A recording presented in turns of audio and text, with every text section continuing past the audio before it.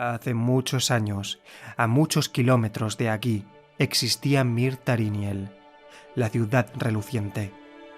Se erguía entre las altas montañas del mundo como una piedra preciosa en la corona de un rey.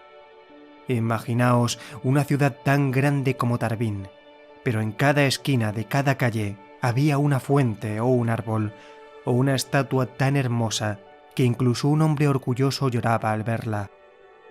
Los edificios eran altos y elegantes, excavados en la montaña, excavados en una piedra blanca y reluciente que conservaba la luz del sol hasta más allá del anochecer. Selitos gobernaba en Mir Tariniel. Con solo mirar una cosa, Selitos veía su nombre oculto y lo entendía. En aquellos tiempos había mucha gente que podía hacer eso, pero Selitos era el dominador más poderoso de cuantos vivían en aquella época. Selitos era amado por la gente a la que protegía. Sus juicios eran estrictos y justos, y no había nadie que pudiera influir en él con falsedades o engaños. El poder de su visión era tal que podía leer los corazones de los hombres como si fueran libros de gruesas letras. En aquellos tiempos se libraba una guerra terrible en un vasto imperio. La guerra se llamaba Guerra de la Creación y el imperio se llamaba Ergen. Y pese a que el mundo jamás había visto un imperio tan magnífico ni una guerra tan terrible, ambos ya solo viven en las historias. Hasta los libros de historia que los mencionaban como rumores inciertos se han convertido en polvo.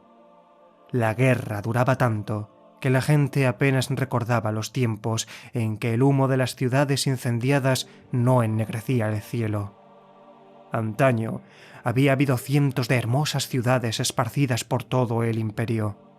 Ahora eran solo ruinas cubiertas de cadáveres. Había peste y hambre por todas partes, y en algunos sitios era tal la desesperación que las madres ya no lograban reunir suficiente esperanza para ponerles nombres a sus hijos.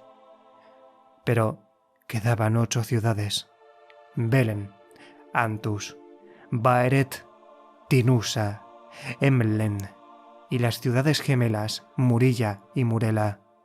Por último estaba Mir Tariniel, la más grande de todas y la única que no estaba marcada por largos siglos de guerra. La protegían las montañas y unos valientes soldados. Pero la verdadera causa de la paz de Mir Tariniel era Selitos. Utilizando el poder de su visión, Selitos vigilaba los puertos de montaña que conducían a su amada ciudad. Sus estancias estaban en las torres más altas de la ciudad para que pudiera divisar cualquier ataque mucho antes de que llegara a convertirse en una amenaza. Las otras 7 ciudades que no contaban con los poderes de Selitos se protegían de otras maneras. Depositaron su esperanza en gruesos muros, en la piedra y en el acero. Depositaron su esperanza en la fuerza de los brazos, en el valor y en la sangre. Depositaron su esperanza en Lanre. Lanre había luchado desde que podía levantar una espada, y para cuando empezó a cambiarle la voz, peleaba como una docena de hombres hechos y derechos. Se desposó con una mujer llamada Lira, por la que sentía un profundo amor, una intensa pasión. Lira era terrible y sabia, y tenía tanto poder como Lanre, pues mientras que Lanre tenía la fuerza de su brazo y el apoyo de hombres leales, Lira sabía los nombres de las cosas y el poder de su voz podía matar a un hombre o aplacar una tormenta. Pasaban los años y Lanre y Lira combatían hombro con hombro. Defendieron Belén de un ataque por sorpresa, salvando la ciudad de un enemigo que la habría destruido. Reunían ejércitos y hacían comprender a las ciudades la importancia de la lealtad. Durante largos años rechazaron a los enemigos del imperio. La gente, que se había dejado vencer por la desesperación, empezó a sentir que la esperanza volvía a arder en su interior. La gente confiaba en alcanzar la paz, y depositó esas débiles esperanzas en Lanre. Entonces llegó la Nagra de Bestentor. Nagra significaba batalla en el idioma de la época, y en Bestentor tuvo lugar la mayor y más terrible batalla de esa terrible guerra. Los ejércitos lucharon sin cesar durante 3 días bajo el sol, y sin cesar durante 3 noches a la luz de la luna. Ningún bando consiguió derrotar al otro, y ambos se resistían a retirarse. Sobre la batalla en sí, solo tengo una cosa que decir. En Bestentor murieron más personas de las que viven hoy en día en el mundo. Lanre siempre estaba donde la batalla era más cruenta, donde más lo necesitaban.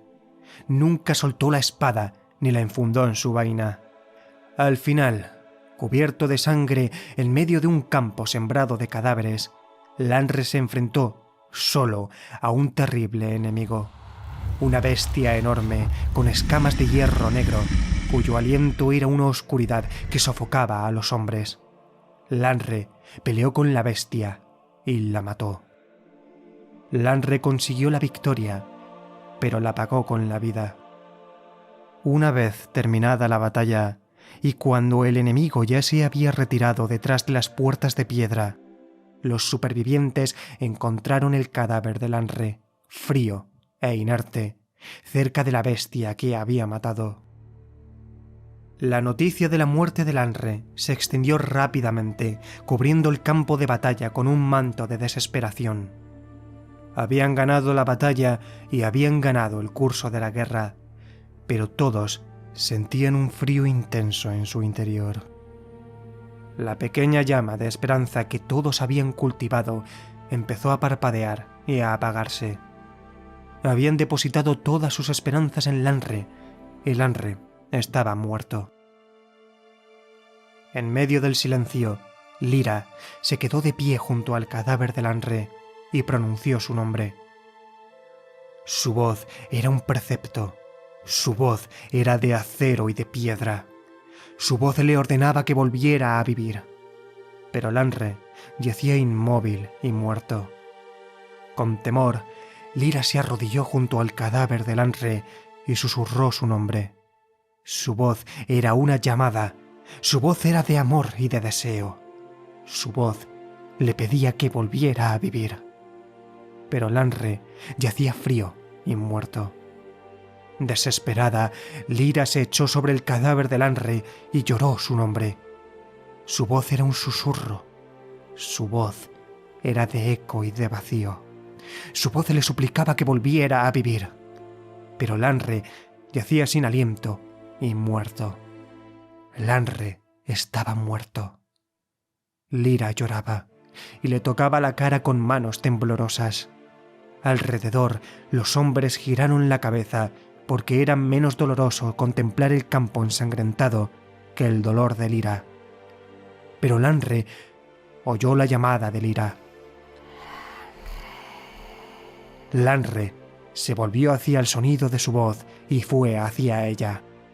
Lanre regresó de detrás de las puertas de la muerte, pronunció el nombre de su esposa y abrazó a Lyra para consolarla.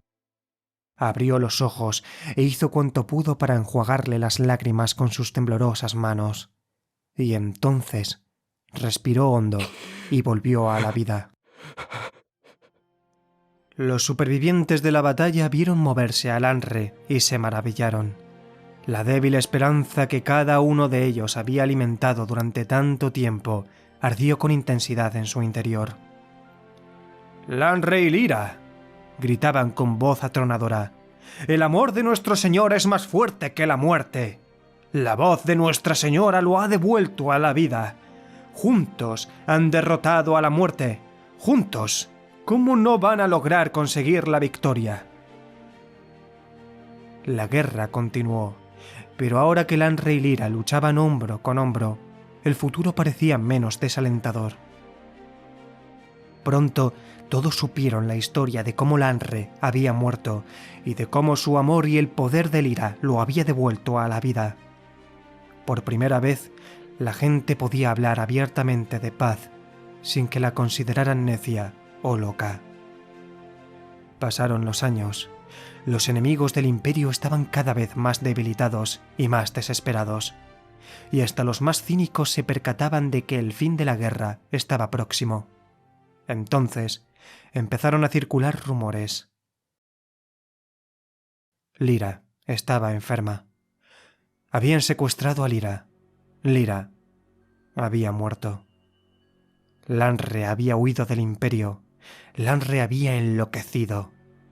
Algunos incluso decían que Lanre se había suicidado y había ido a reunirse con su esposa en la tierra de los muertos. Había historias en abundancia, pero nadie sabía la verdad.